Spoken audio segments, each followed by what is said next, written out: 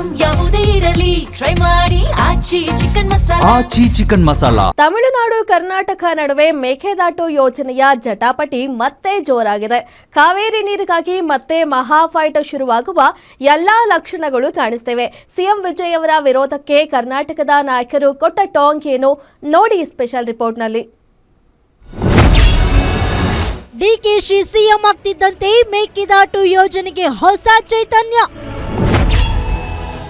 ನಮ್ಮ ಜಾಗ ನಮ್ಮ ನೀರು ನಮ್ಮ ಹಕ್ಕು ಅಂತ ಕರ್ನಾಟಕದ ವಾದ.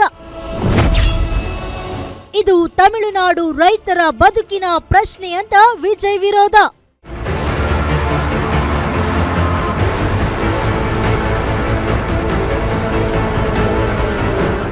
ಕಾವೇರಿ ಕೊಳದಲ್ಲಿ ಮೇಕೆದಾಟು ಕಿಚ್ಚು ಮತ್ತೆ ಜೋರಾಗಿದೆ. ಕರ್ನಾಟಕದ ಹೆಮ್ಮೆಯ ಮೇಕೆದಾಟು ಯೋಜನೆಗೆ ಈಗ ತಮಿಳುನಾಡಿನಿಂದ ಹೊಸ ವಿರೋಧ ಎದುರಾಗಿದೆ. ತಮಿಳುನಾಡು ಮುಖ್ಯಮಂತ್ರಿ ವಿಜಯ್ ಅವರು ಮೇಕೆದಾಟು ಯೋಜನೆಗೆ ತೀವ್ರ ಆಕ್ಷೇಪವೆತ್ತಿದ್ದಾರೆ. ಯಾವುದೇ ಕಾರಣಕ್ಕೂ ಮೇಕೆದಾಟು ಜಲಾಶಯ ಕಟ್ಟಲು ಬಿಡೋದಿಲ್ಲ. ಇದು ತಮಿಳುನಾಡು ರೈತರ ಬದುಕಿನ ಪ್ರಶ್ನೆ ಅಂತ ದಳಪತಿ ವಿರೋಧಿಸಿದ್ದಾರೆ.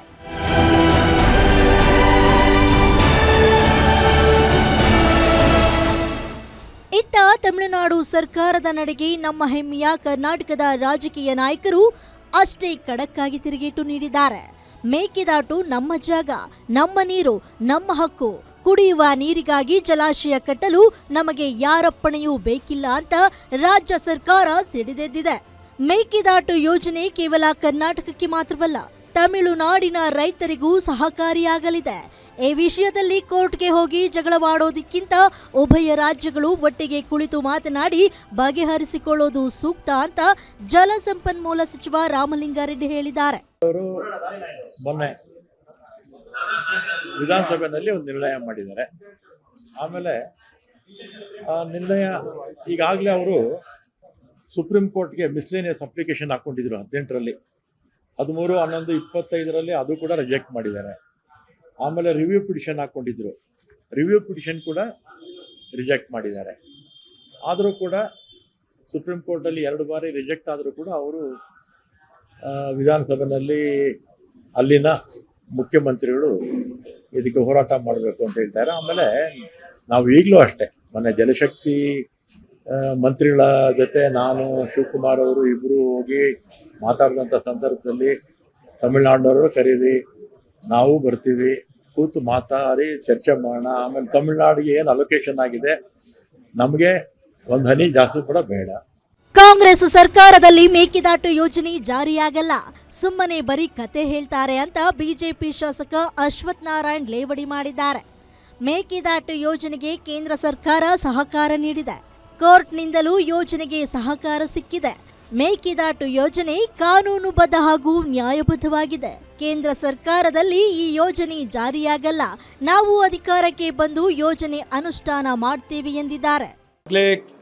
ಇವತ್ತು ನೋಡಿ, ಕೋರ್ಟು ಮತ್ತು ಕೇಂದ್ರ ಸರ್ಕಾರ ಎಲ್ಲ ರೀತಿಯಾದಂಥ ಸಹಕಾರ ಕೊಟ್ಟಿದ್ದಾರೆ.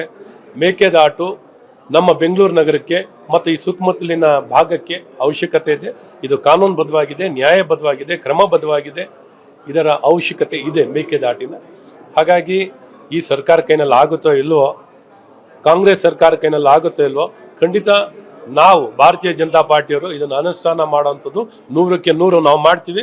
ಇವ್ರ ಕಾಲದಲ್ಲಿ ಏನೂ ಆಗಲ್ಲ, ನಮ್ಮ ಕಾಲದಲ್ಲಿ ಇದನ್ನು ಅನುಷ್ಠಾನ. ನಾವು ಬಡ್ಜೆಟಲ್ಲಿ ಬೊಮ್ಮಾಯಿಯವರು ಮುಖ್ಯಮಂತ್ರಿಗಳಿದ್ದಾಗ ನಮ್ಮ ಸರ್ಕಾರದಲ್ಲಿ ಭಾರತೀಯ ಜನತಾ ಪಾರ್ಟಿಯಲ್ಲಿ ಇದಕ್ಕೆ ಹಣ ಮೀಸಲನ್ನು ಇಟ್ಟು ಇದನ್ನು ಕಾರ್ಯರೂಪಕ್ಕೆ ತರ್ತೀವಿ ಅಂತ ಭಾಳ ಸ್ಪಷ್ಟ ನಿಲುವನ್ನು ತಗೊಂಡು 5,000 ಎಕರೆ ಆಲ್ಟರ್ನೇಟಿವ್ ಲ್ಯಾಂಡನ್ನು ಕೊಡುವಂಥದ್ದಾಗಿದೆ. ನಾವು ಮಾಡ್ತೀವಿ, ಇವರು ಕತೆ ಹೇಳ್ತಾರೆ, ನಾವು ಕಾರ್ಯರೂಪಕ್ಕೆ. ಒಟ್ಟಾರೆ ತಮಿಳುನಾಡಿನಲ್ಲಿ ನಾಯಕತ್ವ ಬದಲಾವಣೆ ನಂತರವೂ ಕಾವೇರಿ ಮತ್ತು ಮೇಕೆದಾಟು ವಿಚಾರಕ್ಕೆ ಅಲ್ಲಿನ ರಾಜಕೀಯ ಧೋರಣೆ ಬದಲಾಗಿಲ್ಲ.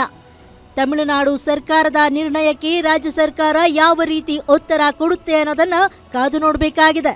Durgesh Naik, political bureau, guarantee news, Bengaluru.